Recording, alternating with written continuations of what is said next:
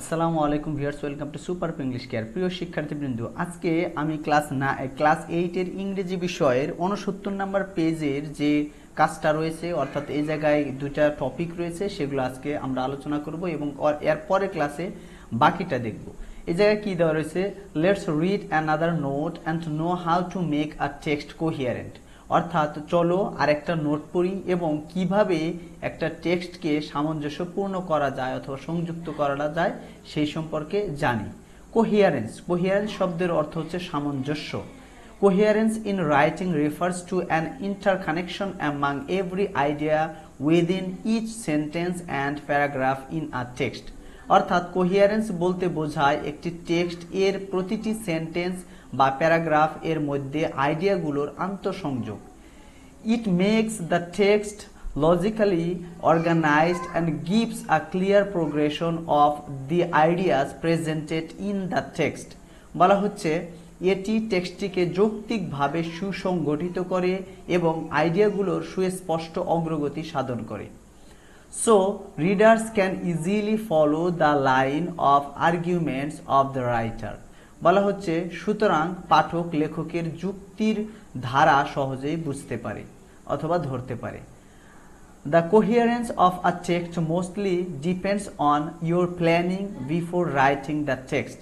বলা হচ্ছে টেক্সটের কোহিয়ারেন্স অনেকাংশে টেক্সটটি লেখার পূর্বে তোমার পরিকল্পনার উপর নির্ভর করে। To make a text coherent, firstly you need to choose and select the ideas you are planning to write.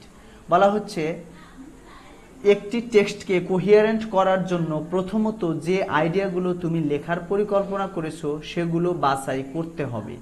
Then organize those ideas into different paragraphs. অর্থাৎ তারপর সেই আইডিয়াগুলোকে বিভিন্ন প্যারাগ্রাফে সাজাতে হবে। Here use appropriate cohesive devices to connect the sentences and the paragraphs so that all your ideas stick together and contribute to a meaningful whole. বলা হচ্ছে এখানে sentence এবং প্যারাগ্রাফগুলোকে সংযুক্ত করার জন্য যথাযথ কোহেসিভ ডিভাইস ব্যবহার করো যাতে তোমার আইডিয়াসমূহ একসাথে মিলে যায় এবং এটা সম্পর্কে অর্থপূর্ণ হয়ে ওঠে, এটা সম্পূর্ণভাবে অর্থপূর্ণ হয়ে ওঠে।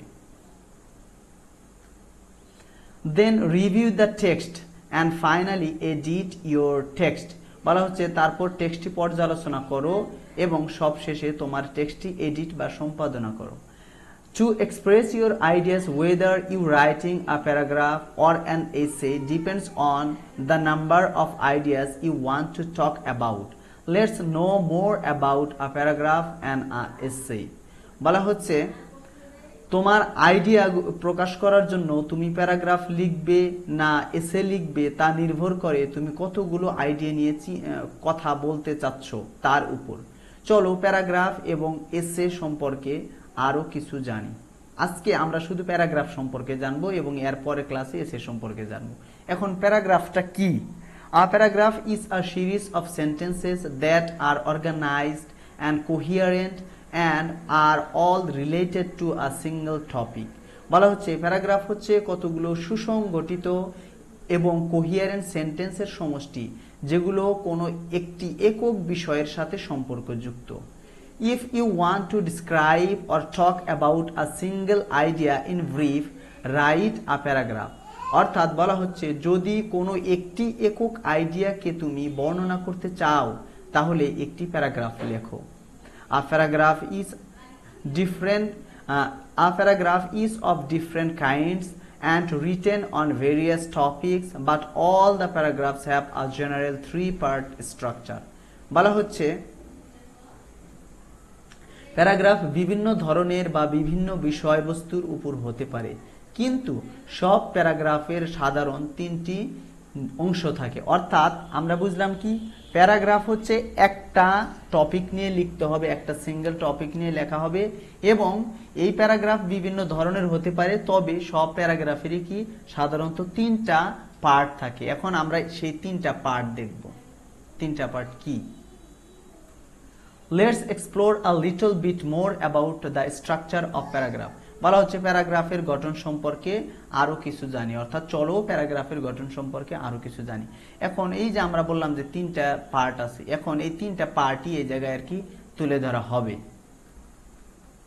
কি কি তিনটা পার্ট?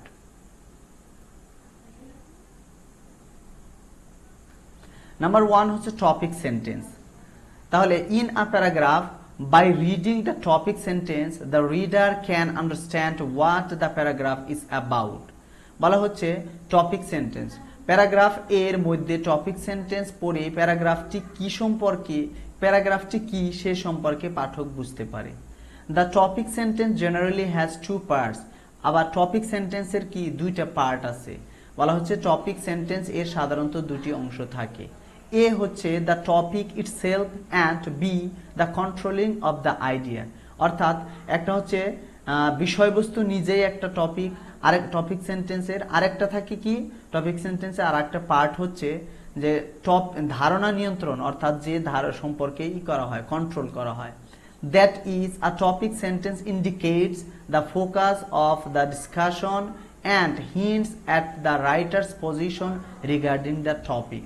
বলা হচ্ছে তার অর্থ হলো টপিক সেন্টেন্স আলোচনার মূল ভাব এবং বিষয়বস্তু সম্পর্কে লেখকের অবস্থান নির্দেশ করে। এখন এই জায়গায় টপিক সেন্টেন্সের একটা উদাহরণ দেওয়া আছে। ফর এক্সাম্পল মানে উদাহরণস্বরূপ, if a topic sentence mentions school is fun not with all the subjects I study. বলা হচ্ছে এই যে এটা যদি কোনো টপিক সেন্টেন্স হয়, কোনো প্যারাগ্রাফের টপিক সেন্টেন্স হয়, যে টপিক সেন্টেন্সটা কি যে স্কুল হচ্ছে কি ফান করার বিষয়, তবে সব সাবজেক্ট নিয়ে নয়, তবে যেগুলা সে পড়ালেখা করে, আমি পড়ালেখা করি। তার মানে কি এই যে বলা হচ্ছে that means this sentence indicates the topic of discussing school activities or school environment and this sentence also hints that the writer probably is going to discuss some of his অথবা এটা কি বলা হবে her preferences and challenges, and that is the idea of the controlling of the idea।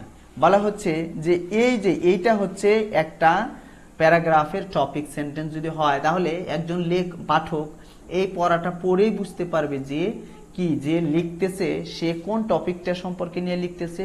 এটা হতে পারে school activity নিয়ে আলোচনা করবে অথবা স্কুলের এনভায়রনমেন্ট নিয়ে আলোচনা করবে, এবং এটাও তুলে ধরেছে যে এই জায়গায় কিন্তু সাম চ্যালেঞ্জেস রয়েছে এবং যে তার প্রিফারেন্সের বিষয় রয়েছে, মানে সে কোন বিষয়গুলো পছন্দ করে সেগুলো রয়েছে। আর এগুলাই হচ্ছে কি কন্ট্রোলিং আইডিয়া, টপিক সেন্টেন্সের মধ্যে এগুলাই থাকবে। এরপরে নাম্বার 2 যে পার্ট রয়েছে সেটা হচ্ছে কি, এটা হচ্ছে সাপোর্টিং সেন্টেন্স অথবা বডি। এখন বডিতে কি রয়েছে, here you will write all the supporting details that give further information explanation or information about the topic sentences. বলা হচ্ছে সাপোর্টিং সেন্টেন্স অর বডিতে থাকে কি এখানে টপিক সেন্টেন্স সম্পর্কে সব ধরনের সাপোর্টিং ডিটেইলস থাকে যেগুলো টপিক সেন্টেন্স সম্পর্কে আরো ব্যাখ্যা এবং তথ্য প্রদান করে। For example following the topic sentence, এই যে টপিক সেন্টেন্স কি school is fun but not with all the subjects I study। The writer can explain with example which things are fun to him or her in the school and which are not। তার মানে এই জায়গার যদি কেউ supporting details লিখতে চায় অথবা বডিতে কি লিখবে যে স্কুলের কোন কোন কাজগুলো তার কি তার কাছে ফান অথবা মজার অথবা ভালো লাগে আর কোনগুলো ভালো লাগে না সেগুলো কিন্তু লিখবে। এইটা লিখবে কোন জায়গায়, বডি প্যারাগ্রাফে, অর্থাৎ একটা প্যারাগ্রাফের যে বডি পার্ট থাকে ওই জায়গায় লিখবে। আর এটাকে আমরা বডিকে সাপোর্টিং ডিটেইলসও বলতে পারি, এটা হচ্ছে সাপোর্টিং সেন্টেন্স দ্বারাই আর কি সাপোর্টিং ডিটেইলস বর্ণনা করা হয়। লাস্ট অন যেটা হচ্ছে কনক্লুডিং পার্ট, অর্থাৎ আমরা জানি যে কনক্লুশনে কি থাকে, এখন এইটাই বলা হয়েছে concluding sentence. A concluding sentence wraps up the paragraph and restates the writer's point of view। বলা হচ্ছে কি যে কনক্লুডিং সেন্টেন্স প্যারাগ্রাফকে সুসম্পন্ন করে অর্থাৎ শেষ করে এবং লেখকের দৃষ্টিভঙ্গি পুনর্ব্যক্ত করে, অর্থাৎ লেখক যে কথা বলেছে সেটাকে আবার পুনরায় ব্যক্ত করে। এখন ফর এক্সাম্পল মানে উদাহরণস্বরূপ following the beginning the concluding sentence could be, মানে উপরে যেটা দেওয়া রয়েছে এখন শেষে কনক্লুডিং সেন্টেন্স কি হতে পারে, দ্যাটস ওয়াই, আর এই কারণে that's why school to me is fun but not without some challenges. বলা হচ্ছে মানে পরিশেষে আমরা বলতে পারি কি যে এই কারণে, এটা কিন্তু সে সিদ্ধান্ত নিচ্ছে যে এই কারণেই স্কুল আমার কাছে কি মজার হবে, মজার, কিন্তু সব সময় এটা কি যে চ্যালেঞ্জ ছাড়া যায় না, তার মানে কিছু চ্যালেঞ্জেস রয়েছে। আর এইভাবে আমরা কি একটা প্যারাগ্রাফ লিখতে পারি। অবশ্যই এর পরে আমি এসে সম্পর্কে একটু ধারণা দেব এবং তারপর প্র্যাকটিক্যালি কিন্তু প্যারাগ্রাফকে এইভাবে লিখবো, এসে কিভাবে লিখবো এই জায়গায় আমাদের 8 বই দেওয়া রয়েছে, আর এগুলোই আমরা আস্তে আস্তে শিখে ফেলবো। আর আজকের ভিডিও এখানে শেষ করতেছি। ভিডিও যদি ভালো লেগে থাকে তাহলে অবশ্যই একটা সুন্দর কমেন্ট করবে এবং পরবর্তী ভিডিও পাওয়ার জন্য আমার চ্যানেলটা সাবস্ক্রাইব করে পাশে থাকবে। আসসালামু আলাইকুম।